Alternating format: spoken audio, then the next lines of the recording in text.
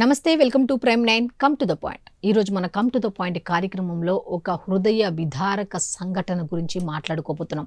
అయితే ఇప్పుడు దాకా ఎన్ని వీడియోలు చూశారు చూడలేదు అనేది పక్కన పెట్టండి.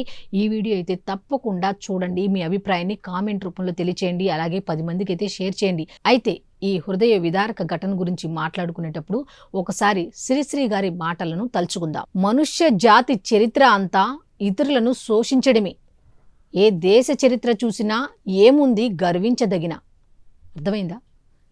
ఈ శ్రీశ్రీ గారి మాటలకి ఈ హృదయ విదారక ఘటనకి సంబంధం ఏంటనే కదా చెప్తా.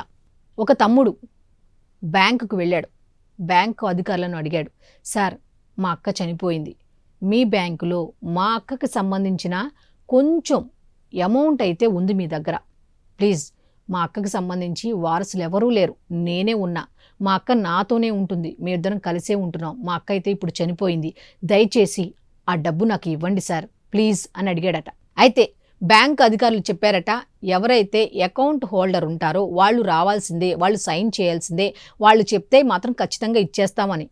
అయ్యో సార్ ఆమె లేరు సార్, చనిపోయారు అని చెప్పారంట. ఇదంతా ఎన్ని కోట్ల రూపాయల గురించో డిస్కషన్ తెలుసా? హృదయం ద్రవించుకుపోతుంది.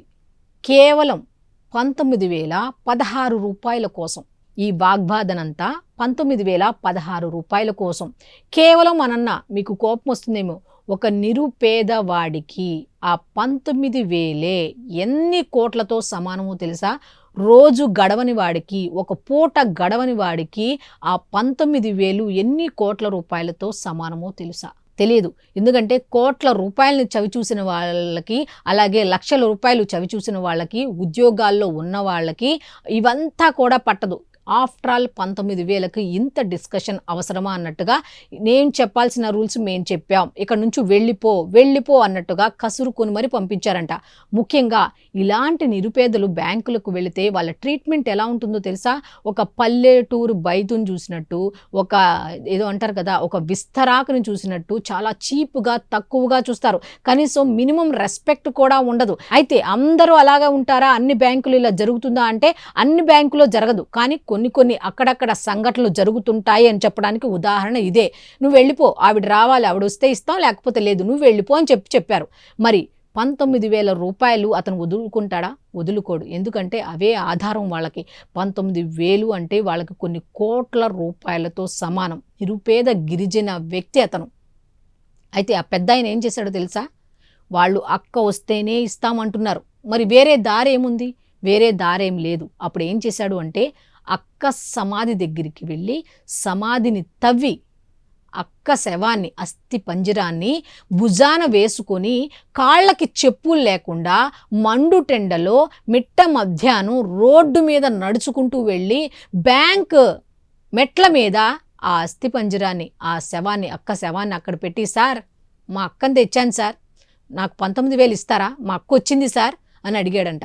నిజంగా ఎంత దారుణమైన స్థితిలో ఉన్నారండి వ్యవస్థలు అన్నీ. ఇలాంటి పేదల మీద, ఇలాంటి గిరిజనుల మీద, ఇలాంటి వాళ్ళ మీద అండి వ్యవస్థలకు సంబంధించిన రూల్స్ అండ్ రెగ్యులేషన్స్. మరి కొంతమంది బడాబాబులు ఉన్నారు కదండి, మరి వాళ్ళ సంగతి ఏంటి ఒకసారి ఆలోచించండి. ఎన్ని కోట్ల రూపాయలు బ్యాంకుల్లో రుణాలు తీసుకొని వాళ్ళు విదేశాల్లో లైఫ్లు ఎంజాయ్ చేస్తున్నారు. వాళ్ళని ఇక్కడికి తీసుకువచ్చారా? వాళ్ళని ఇక్కడికి తీసుకువచ్చి ప్రశ్నించారా? వాళ్ళ ఆస్తులను జప్తు చేశారా? ఏం చేశారు? ఏమి చేయలేకపోయారు. మరి ఉదార స్వభావం అనేది ఈ నిరుపేద గిరిజనుడి మీద ఎందుకు లేదు? ఉదార స్వభావం అనేది ఈ నిరుపేద గిరిజనుడి మీద ఎందుకు లేదు? ఒకసారి చెప్పండి. కొంచెం కనికరం చూపించి ఉంటే బాగుండేది కదా. అస్థి పంజరాన్ని చూసిన తర్వాత డబ్బులు ఇచ్చారు అంటే ఆ సంతకం చూడండి, అస్థి పంజరం మీద ఆ పేదవాని ఎముకల గూడు మీద చేసి ఇచ్చారా? ఎంత దారుణం, ఎంత హృదయ విదారక ఘటనండి. వ్యవస్థలో పనిచేస్తున్నటువంటి వాళ్ళు కూడా కొన్ని సందర్భాల్లో ఇలాంటి సంఘటనలు జరిగినప్పుడు ఏం చేయాలి? కనీసం ఉదార స్వభావం చూపించాల్సిన అవసరం లేదంటారా? అయితే ఇక్కడ ఈ వీడియోకు సంబంధించి ఎవరిది తప్పు? వ్యవస్థలది తప్ప, లేకపోతే వాళ్ళ రూల్స్ వాళ్ళు ఫాలో అవుతున్నారు అని చెప్పడానికి తప్ప? అక్కడ పనిచేసే వాళ్ళకు తెలుస్తుంది. ఆ తర్వాత ఒకవేళ జాలి దయతో ఇచ్చేస్తే ఆ తర్వాత వచ్చే ఇబ్బందులు ఏంటి అనేది పని చేస్తున్న వాళ్ళ మీద పడుతుంది. సో వాళ్ళు అందుకే ఇవ్వలేదు అని కొంతమంది వెనకేసుకొస్తుంటే పాపం చదువు రాని వాళ్ళకి ఎట్లా ఉంటుందంటే మేము వెళ్ళి అడగంగానే మేము డిపాజిట్ చేసిన డబ్బు ఇచ్చేస్తారా అనుకుంటారు.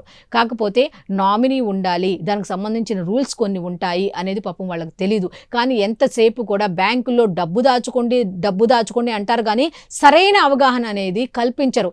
ఇప్పటికైనా ఈ బ్యాంకులో డబ్బు దాచుకోవటం, నామినీ పెట్టాలి, ఒకవేళ చనిపోతే ఇలాంటి సిచ్యువేషన్స్ వచ్చినప్పుడు ఏం చేయాలి ఏంటి అనే దాని మీద కూడా ఇలాంటి గిరిజనుల ప్రాంతాల్లో అయితే అవగాహన కల్పించాల్సిన అవసరం ఉంది. పేదవారికి కూడా అవగాహన కల్పించాల్సిన అవసరం ఉంది. డిగ్రీలు చేతుల్లో పట్టుకొని కూడా బ్యాంకింగ్ వ్యవస్థ గురించి, బ్యాంకులో జరుగుతున్న పనుల గురించి తెలియని వాళ్ళు ఇంకా చాలా మంది ఉన్నారు. మరి ఇటువంటి వాళ్ళు రెక్కాడితే గానీ డొక్కాడని ఇటువంటి వాళ్ళు ఎంతో మంది ఉన్నారు. వాళ్ళకి బ్యాంకింగ్ వ్యవస్థల గురించి తెలియదు కాబట్టి అవగాహన కార్యక్రమాలు కూడా నిర్వహిస్తే బాగుంటుందని కొంతమంది అంటున్నారు. అయితే ఇక్కడ తప్పెవరిది? వ్యవస్థలదా? లేకపోతే ఇలా ఏమి తెలుసుకోకుండా ఈ విధంగా వెళ్ళినటువంటి ఈ గిరిజనుడిది తప్ప, లేకపోతే పేదరికంలో పుట్టడమే అతను చేసిన తప్ప, లేకపోతే ఇంకేమిటి అనే దాని మీద ఖచ్చితంగా మీ అభిప్రాయాన్ని కామెంట్ రూపంలో తెలియచేయండి. సో చూశారు కదా, ఇలాంటి సంఘటనలు అయితే పునరావృతం కాకూడదు అని అయితే మనమైతే కోరుకుందాం.